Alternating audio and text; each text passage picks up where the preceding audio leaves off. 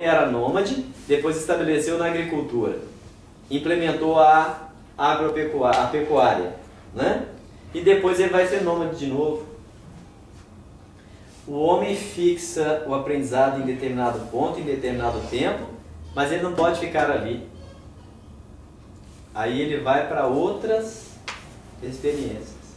Por quê? Vai dizer aqui que ele vai ser fugitivo e vagabundo, será na terra.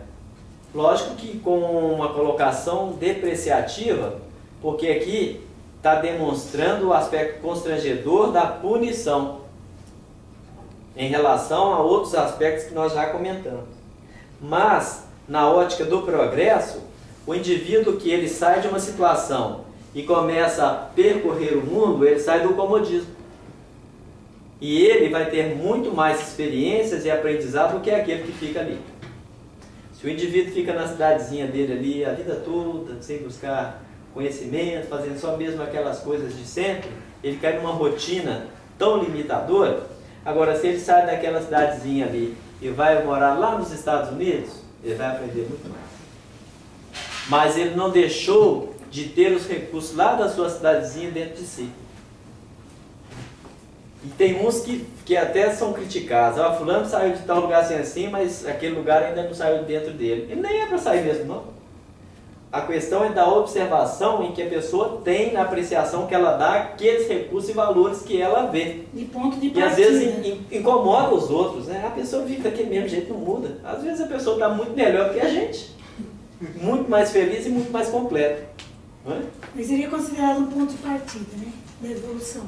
Uhum. Saiu do comodismo, saiu da partida para uma evolução. Isso porque nós ampliamos a visão, né? Porque no aspecto negativo, o indivíduo, ele perde a paz quando ele comete um crime, voltando àquele outro ponto, naquela outra referência. Aí o que ele vai estar? Sempre fugindo, buscando outras situações para encobertar o crime. É outra situação. É outra situação, né? Mas vejam que como é amplo, né? Existem muitos pontos de vista ainda a serem observados. Mais 5 minutos, mais um versículozinho. Então disse Caim ao Senhor: é maior a minha maldade que a possa ser perdoada.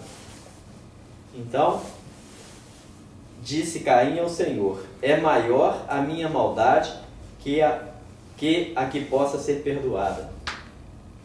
Ele disse a quem? A quem que ele disse? Consciência? A consciência. Porque o Senhor, gente, narrado no Evangelho, ele tem dois aspectos. Em determinado momento, é Jesus falando dele, 3 aspectos. É Jesus falando dele mesmo, que é um Senhor de autoridade e evolução. É a nossa própria consciência no processo de regermos as nossas próprias vidas. E o ponto superior e primordial é o Senhor Deus, a inteligência suprema do universo. Tá?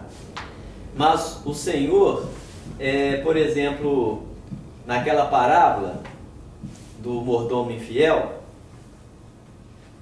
em que o Senhor tendo vários bens e tendo que fazer uma viagem, ele chama o seu mordomo e pede a ele para administrar os seus bens. E aí ele vai para aquela viagem. O mordomo fica ali relapso, né? Todo na dele, só usufruindo da mordomia. E aí ele toma conta de que o Senhor está voltando. Aí o que ele faz?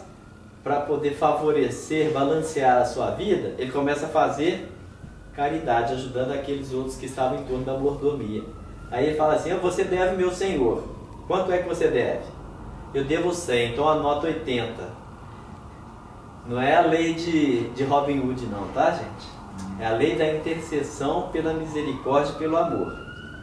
Mas aí, narra o seguinte: e chegando o seu Senhor, ou seja, tudo que nós fizermos em determinado momento, nós vamos ser aferidos pela consciência. A gente cometeu um determinado delito por uma invigilância, mas chega um determinado momento que a gente desperta. Olha, chegou o meu Senhor. A minha consciência despertou. Olha, eu não deveria ter feito isso. Oh, meu Deus, o que eu fiz? O que eu fui fazer? Minha nossa, o que eu fui fazer? É o Senhor que voltou. toda vez que a gente dá permissão ou dá alento à permissividade para fazer determinada coisa que é constrangedora, chega um momento que a consciência vai aferir naquele ponto e a gente vai ter o despertamento. Então, a gente deixou o Senhor se afastar por uma necessidade até de experiência, mas quando o Senhor chega, a severidade dele e a responsabilidade é sempre a mesma. A observação e a ótica dessa responsabilidade vai ser de acordo com o que foi praticado. E, obviamente, a intensidade de acordo com o progresso, a evolução e a assimilação de cada indivíduo. Um indivíduo, ele mata o outro ali na esquina e sai correndo tranquilo. Quando dobrou a esquina, ele já está com o coração batendo normal. Outro tropeça na rua e joga o outro no chão e vai para casa e fica com aquilo na cabeça. Pensa.